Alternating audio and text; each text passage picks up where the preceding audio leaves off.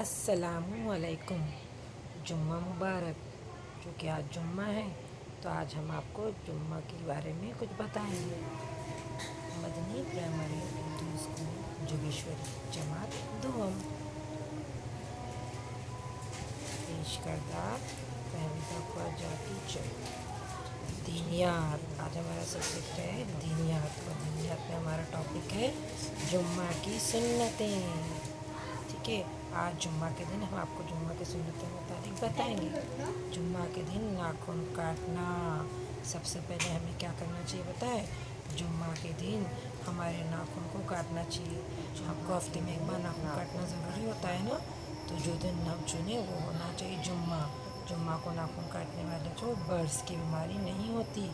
बर्स यानी कोढ़ की बीमारी होती है, उससे हम बचते हैं। इसीलिए बच्चों जुम्मा के दिन हमें नाखून काटना चाहिए। अब देखिए नाखून काटने का सुन्नत तरीका। ये देखिए नाखून काटने का सुन्नत तरीका है। हमें नाखून जब भी हमें काटना हो ना, तो सबसे पहले हमें शहादत की उंगली से नाखून काटना शुरू करना होगा। यहाँ देखिए नंबर दिया हुआ है, नंबर 1। यहाँ सबसे पहले हम ये नाखून काटेंगे शहादत की उंगली में। उसके बाद हम नंबर 2 ये नाखून काटेंगे। उसके बाद नंबर 3 और ये नंबर 4। नंबर 4 के बाद हम ये दाहिने हाथ की 4 उंगलियों को नाखून काटने के बाद ये बाएं हाथ की उंगलियों पर जाएंगे। यहाँ पर देखिए नंबर 5 के बाद ये फिर 6, नंबर 6 के बाद फिर ये 7 और फिर ये 8 और ये नंबर 9।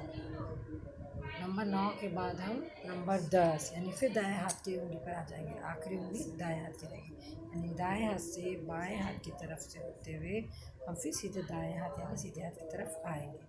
ये हो गया मेरे हाथ की उंगलियां।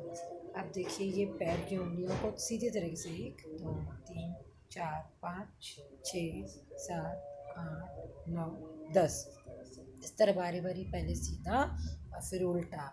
इस तरह से हम बारी बारी नाखून काटेंगे। बच्चों ये नाखून काटने का सुन्नत तरीका है। इसके बाद अगली सुन्नत है हमारी गुस्ल करना। हमें जुम्मा के रोज़ गुस्ल करना चाहिए। वैसे तो हम रोज़ नहाते हैं, पर जुम्मा को हमें ख़ास नहाने से भी ज़्यादा गुस्ल उतारना ज़रूरी होता है। बदन पे 3 बार चारों तरफ पानी को बहाना गुस्ल करने कहते हैं। अब ये मिसवाक करना। प्यारे बच्चों जुम्मा के दिन मिसवाक करने के बड़े फ़ायदे हैं। ठीक है, यहाँ देखिए आपको 10 फ़ायदे बताएं। सबसे पहले तो नबी सल्लल्लाहु अलैहि वसल्लम की सुन्नत है। उसके बाद और क्या, मुंह की सफाई होती है हमारे। ठीक है, दांतों की सफाई होती है, हमारी निगाह तेज़ होती है और मिसवाक करने से हमारे जो है ना आवाज़ वो भी हमारी साफ़ हो जाती है। इसके अलावा हमारे मैदे की इस्लाह होती है, यानी हमारा पेट साफ़ रहता है और जो हमारा हाजमा है ना वो दुरुस्त रहता है। जो भी हम खाते हैं ना वो हमारे खाने का नुकसान नहीं होता। मिसवाक के से हाजमा हमारा अच्छा हो जाता है। ठीक है, और इसके अलावा देखिए यहाँ पर हमें ताज़गी पैदा होती है हमारी जो पढ़ाई में है ना। जब हम तिलावत कुरान पाक करते हैं तो उसमें हमें ताज़गी पैदा होती है।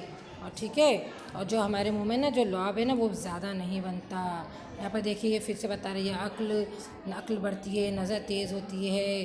ठीक है, हमारे मैदे की इस्लाह होती है। ठीक है, और हमारी आवाज़ भी साफ़ होती है। यहाँ पर देखिए स्टेप बाय स्टेप आपको ये नज़र आ रहा है। देखिए ये हाजमा है ना, हाजमा हमारा दुरुस्त होता है। ये देखिए किस तरह से। और हम क्या है सबसे आखिर जो हम अल्लाह के करीब होते हैं। मिसवाक करने के माशाल्लाह बेशुमार से फ़ायदे हैं। उसके बाद हमारी अगली सुन्नत है उम्दा कपड़े पहनना। उम्दा कपड़े यानी अच्छे और साफ़ कपड़े हम प्रेस वगैरह करके रखते हैं ना। जुम्मा के रोज़ हमें हमारे घर में जो भी अच्छा कपड़ा है हमें वो पहनना चाहिए और अल्लाह की इबादत करनी चाहिए।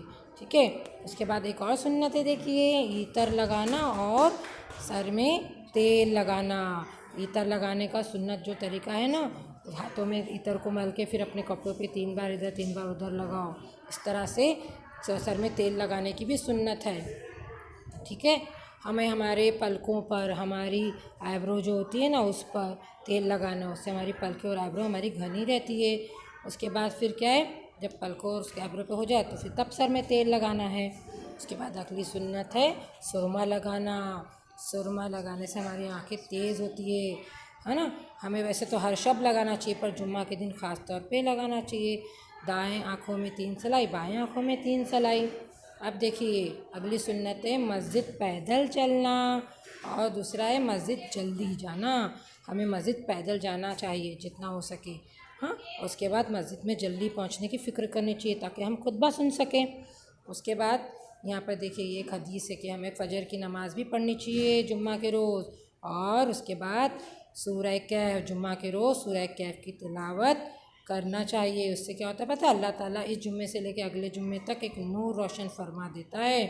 ठीक है, और जैसी अज़ान की आवाज़ सुने ना जुम्मा के रोज़, तो बेटा अपनी ख़रीदो फ़रोख्त अपने काम सारे छोड़ देना चाहिए और जुम्मा की नमाज़ की फ़िक्र करनी चाहिए। तुम्हारे लिए यही बात बेहतर है अगर तुम इल्म रखते हो।